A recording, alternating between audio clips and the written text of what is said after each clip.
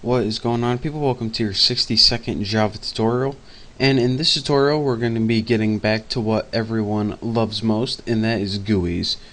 So as you can see, I already created a new class called GUI, and I already went ahead and imported everything, and you should all know what this stuff means from my last tutorials. I just didn't feel like having to type it all again. You guys didn't want to watch me type it anyway, so I went ahead and imported everything we need to import. We'll figure out what these do later, so if you watch my other tutorials you already know what to do. But anyways, go ahead and make a new class called GUI and have it extends JFrame, and I'll leave that up if you guys want to copy, I guess.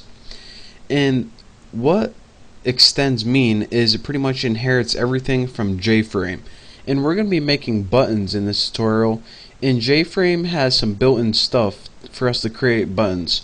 And the first thing we're going to need to do is create two variables. So go ahead and put private JButton, and we'll create two buttons. The first one will be a regular one, and then we'll go ahead and create another one, JButton, and we'll just make this one a custom one.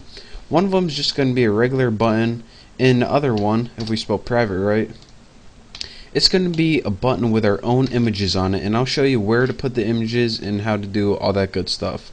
So I'm going to go ahead and minimize this, so hopefully you guys got that copied down, because just because it's annoying me. So the first thing we're going to need to do is build a constructor. So go ahead and put public, and just go ahead and put GUI, or whatever you named your class right here. And we need to build a constructor because whenever we create an object from this class, we want this window to automatically pop up. We don't want to have to call a method for it to pop up. So go ahead and add no parameters. And in your constructor body, this is where we're going to be doing the meat of the programming. The first thing we're going to want to do is add a title. Now this super right here, this super keyword is how you call methods from the super class. So since we're extending JFrame, it is the JFrame constructor. So go ahead, and the constructor for the JFrame is pretty much the title. So go ahead and write the title. So you guys didn't need to know that. All you guys need to know is, in order to add a title to your window, just put super the title. I just want to tell you guys, if you don't know what the super does, it allows you access to your super class. So a little bit of information for everyone.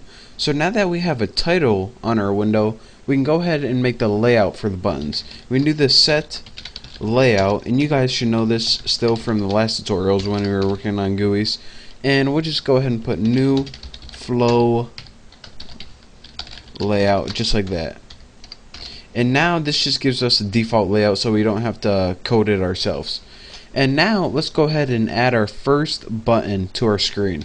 So we'll take that variable we made. I named mine reg. You can name yours whatever. Equals new JButton, and this JButton method is a method to add a button, and it takes one parameter for here, and it's pretty much the text that's going to be on the button. I'm just going to name mine reg button. So now if we go ahead and add this to the screen, we now have a blank screen that has a title of the title on the title bar, and we have a button that says reg button on it. Well, that's pretty good, pretty neat, but we can do better. Let's go ahead and make a button using our own custom picture in it, and when you roll over it, you get another picture. So the first thing I want to show you guys is that I have two pictures already right here. And how did I get these pictures here so I can use? First of all, I want to tell you guys, when you create your buttons, make them like 40 by 40, and make sure you save them as ping. I tried to save them as GIF or JPEG, and ping is the only one that gave me so it could work all the time. Java supports GIF and JPEG and all the regular image files, but for some reason only ping was working on my computer. Maybe it's a Vista thing, maybe it's not. But once you create these images, here's where you put them. Go ahead to my computer, and you need to find the files you're working on, these class files. Mine, the default workspace, are in C, users, Greg, and then it is in a workspace. And go ahead and go to, let's see, mine is in Bucky, source, and then this is where all your class files are, like apples, that GUI one we just created. Put them in the same directory as that, so then you don't have to write a bunch of image paths. You can just write the file name and you're good to go.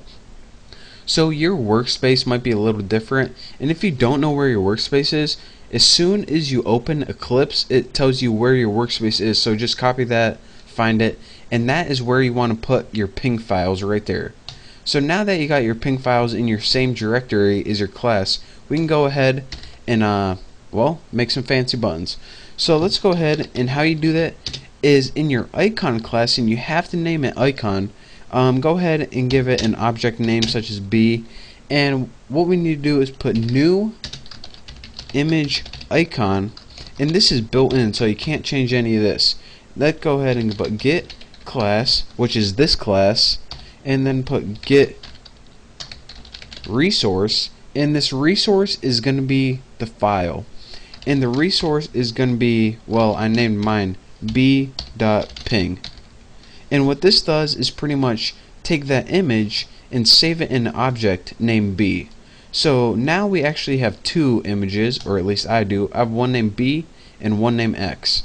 So let's go ahead and create a new one by pasting that in. Icon X is equal to new image x.ping. And if you're wondering, alright, what's this b.ping and x.ping?